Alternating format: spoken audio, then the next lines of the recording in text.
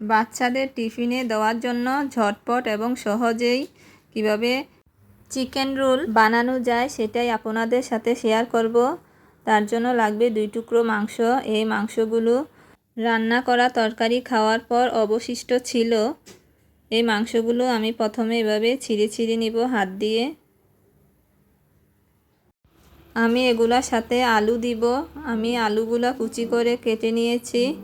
আপনারা আপনাদের পছন্দ অনুযায়ী যে কোনো সবজি, ব্রোকলি অ্যাড করতে পারেন।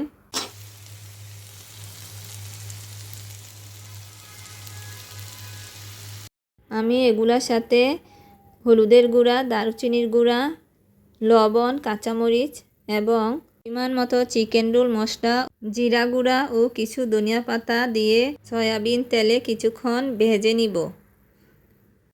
রোল বানানোর জন্য পাতলা ব্যাটার করে রুটি বানিয়ে নিয়েছি।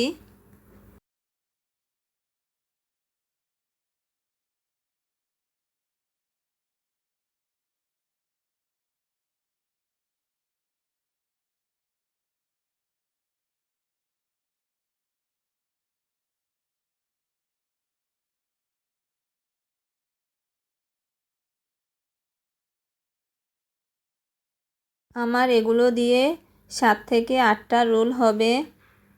আমরা এখন কয়েকটা বিকালের নাস্তায় খেয়ে নিব, আর বাকিগুলো আমি ডিপ ফ্রিজে সংরক্ষণ করে রাখবো বাচ্চাদের টিফিনে দেওয়ার জন্য।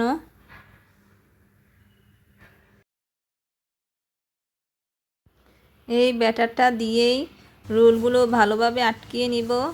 তারপর এভাবে ব্যাটারের মধ্যে দিয়ে ব্রেড ক্রাম্ব নিয়ে এভাবে ভালোভাবে কুট করে নিলেই হয়ে যাবে চিকেন রোল। তারপর এগুলাকে তেলে ভেজে নিব। ডিপ ফ্রিজে সংরক্ষণ করার জন্য এগুলাকে ব্রেড ক্রাম্ব দিয়ে কুট করার পর ডিপ ফ্রিজে রেখে দিতে হবে, না হয় এগুলা ফেটে যাবে।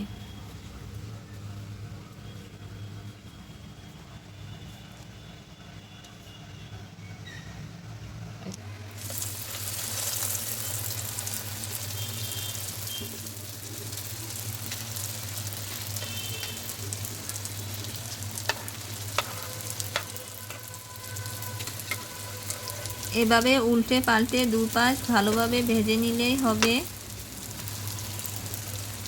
আমাদের পাশে থাকবেন, লাইক, কমেন্টস ও শেয়ার করবেন। আল্লাহ হাফেজ।